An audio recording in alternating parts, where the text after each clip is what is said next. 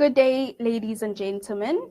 My name is Sinethemba Zungu, and I will be presenting today on my study on exploring how student support services addresses economic, cultural, and political injustices, drawing from insights on the Elangeni TVET College. I will now begin my presentation. I am from a community called Hamazel Esankonje Mopela. I have a background in community and development studies. I have a postgraduate master's degree in housing. I am currently part of the Municipal Innovation Maturity Index project at UKZN. I am passionate about research on social justice, equitable education, and innovation studies. I'm currently enrolled as a PhD student at the University of KwaZulu-Natal.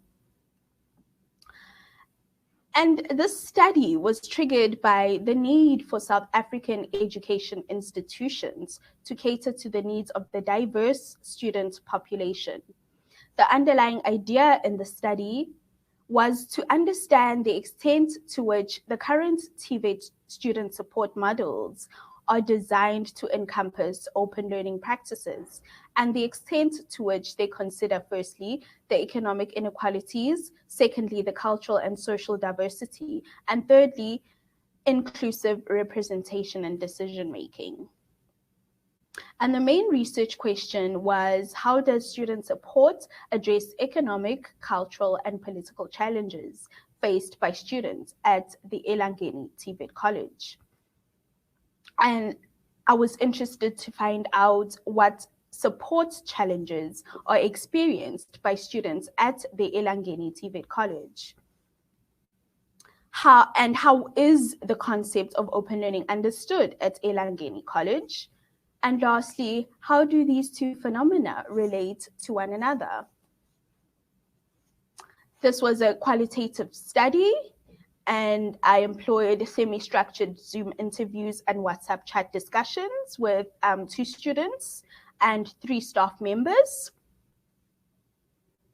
And the study was done as COVID-19 hit in South Africa and the national lockdown was implemented. So some of the limitations were around having to change my methodology to adapt to the current situation of COVID-19. And this also impacted the time to build rapport with some of the participants and the ability to find students to participate virtually, considering that most of the students, actually all of the students, were at home during that time.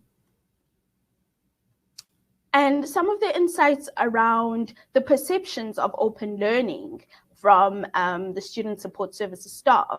I draw from one of the staff members who say, who perceive open learning as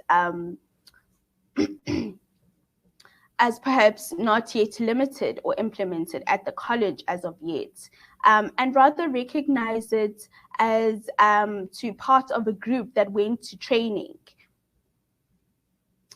They highlight that open learning was introduced to them in 2017, and then also relates it to technological advances, while they highlight that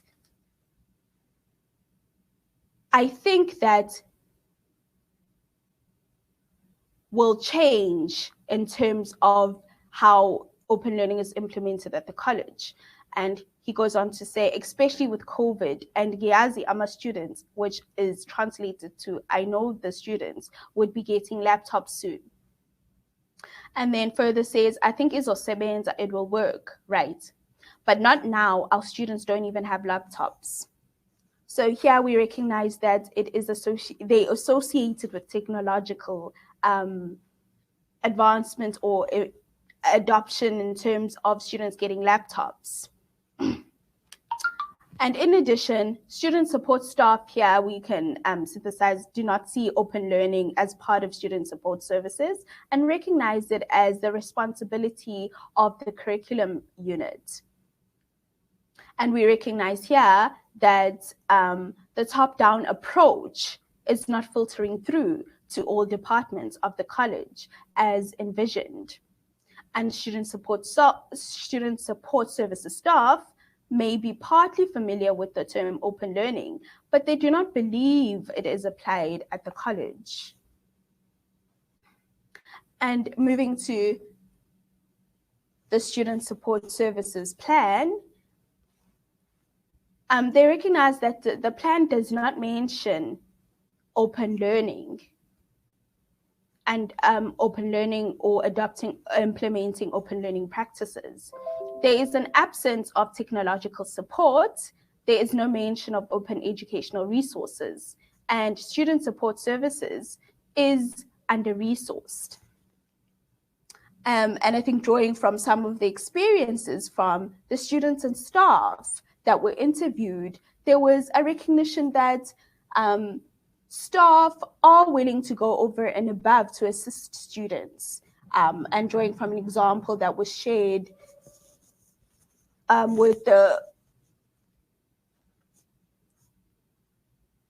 staff, that where there is where private sector supports, for example, in terms of the pad drive, there was a pad drive at the time when I engaged with them, and when the private sector company were not able to fund the pad drive anymore, the staff would able to come together and have a box where they would each contribute or share and bring pads in order for students to have access to those for students who need it. So that's just an example of how staff are willing to go over and above, and to recognize that, and to recognize the shortfall of some of the private sector funding. And then in terms of the recommendations, it is recommended that further development of the draft open learning policy framework in line with the annual strategic plans, and this to be aligned with the student support services plan in order to make open learning practices implementable at the institutions. And more extensive advocacy and training is required. Again, to the D heads, is for the expansion of this research. It is recommended that this research be expanded to glean further insights from TVET management, especially the curriculum units. And to D heads and the college, for the provision of technological support for students. In closing, I would like to send a huge thank you to D-Heads for initiating this crucial study, to the staff and students at Elangeni TVET College who participated in this research, the core team for all the support,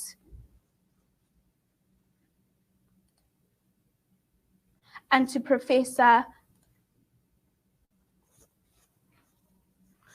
Cheryl Hodgkinson Williams for her consistent patience and unconditional support. I have reached the end of my presentation, and I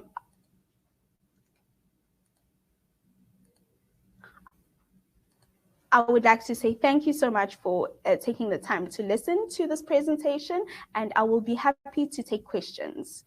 Thank you.